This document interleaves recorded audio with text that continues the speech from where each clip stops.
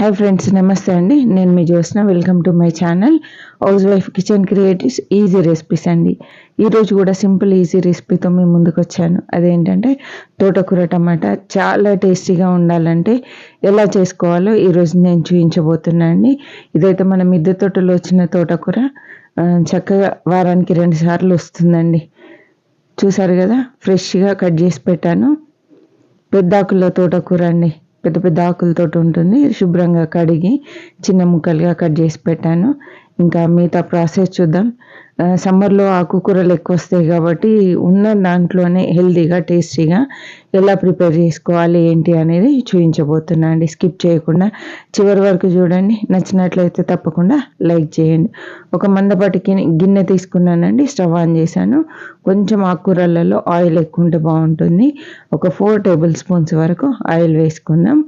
ఎండుమిర్చితో చేస్తున్నాను. ఒక 5-6 ఎండుమిరపకాయలు మన రుచికి సరిపడా ఎంతైతే కారం తింటామో అంతవరకు ఎండుమిర్చి ఇలా చించి వేసుకోవాలండి.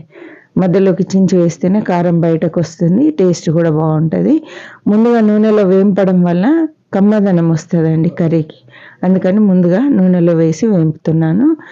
ఫ్లేమ్ అయితే మీడియం ఫ్లేమ్లో పెట్టి వేంపుతున్నాను. ఎండుమిర్చి వేగిన తర్వాత ఆవాలు జీలకర్ర వేసేసుకోవాలండి. కొంచెం కొంచెం వేస్తే సరిపోతుంది.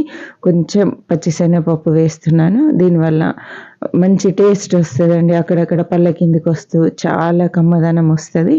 అందుకని కొంచెం శనగపప్పు వేసాను. కొన్ని వెల్లుల్లిపాయ రెబ్బలు కూడా వేసేసుకొని చక్కగా మంచి కలర్ వచ్చే వరకు ఫ్రై చేసుకోవాలండి. ఇలా ఫ్రై అయిన తర్వాత ఒక పెద్ద సైజు ఆనియన్ చిన్న ముక్కలు కట్ చేసి వేసేసుకోవాలి. ఇది కూడా చక్కగా వేగే వరకు వేంపుకోవాలండి. ఇందులో అల్లం వెల్లుల్లి వేయట్లేదు, మనమైతే వెల్లుల్లిపాయతో చేస్తున్నాము కాబట్టి అల్లం వెల్లుల్లి పేస్ట్ వేయొద్దండి. కొంచెం పసుపు వేసేసి ఆకుకూర కూడా కడిగి పెట్టుకున్న ఆకుకూర మొత్తంగా వేసేసుకోవాలండి. ఇలా కొంచెం నొక్కి పడుతూ అంతా వేసిన తర్వాత రుచికి సరిపడా సాల్ట్ ముందుగానే వేసుకోవాలి. మనము ఫ్రై చేయట్లేదు కాబట్టి ముద్దకూరలాగా రావాలి కాబట్టి ఉప్పు ముందుగా వేయాలండి. మనం ఫ్రై అయితే కొంచెం లేట్గా ఉప్పు వేసుకోవాలి. ఎందుకంటే ఉప్పు వేయగానే నీరంతా ఊరుతుంది కాబట్టి ఉప్పు లేట్గా ఫ్రైకి వేయాలండి. ఇప్పుడు మూత పెట్టేసి కొంచెం మగ్గే వరకు మగ్గించుకోవాలి. ఒక 2 నిమిషాలు చక్కగా మగ్గిన తర్వాత ఒకసారి మూత తీసి చూద్దామండి. చూసారా, చక్కగా మగ్గిపోయింది. ఇప్పుడు తాలింపు అంతా కలిసే విధంగా ఒకసారి కలిపేసుకోవాలి. కలిపేసుకున్న తర్వాత మళ్ళీ కొంచెం స్టవ్ తగ్గించేసి మూత పెట్టి ఆకు పూర్తిగా ఉడికే వరకు ఉడికించుకోవాలండి. మూత పెట్టేద్దాం. చూద్దామండి ఒకసారి. చూసారా, ఆకు చక్కగా ఉడికిపోయింది. ఇప్పుడైతే మ్యాషర్తో కానీ పప్పు గుత్తితో కానీ స్పూన్తో కానీ ఒకసారి కొంచెం మెత్తగా నలిపేయాలి ఆకును. ఎందుకంటే టమాటా వేసిన తర్వాత ఆకు సరిగా నలగదు కాబట్టి ముందుగానే చక్కగా ఆకంతా నలిపేయాలండి. ఇలా మెత్తగా ఉంటేనే బాగుంటుంది. ఒకవేళ మీకు ఆకులుగా ఇష్టం ఉంటే మాత్రం అలాగే ఉంచేయండి, ఇలా నలపకుండా పర్లేదు. నాకైతే కొంచెం మెత్తగా ఆకుంటే ఇష్టం కాబట్టి ఇలా అంతా నలిపేశాను. ఒక 4 టమాటాలు చిన్న ముక్కలుగా కట్ చేసి వేసానండి.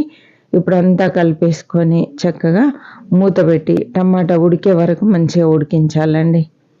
ఇప్పుడు కొంచెం ఫ్లేమ్ మీడియం ఫ్లేమ్లో పెట్టి ఉడికించుకోవాలి. మూత పెట్టేద్దాం. ఒక 2 నిమిషాల వరకు మగ్గితే సరిపోతుందండి. ఒకసారి చూద్దామండి. చూసారా, టమాటాలు చక్కగా ఉడికిపోయాయి.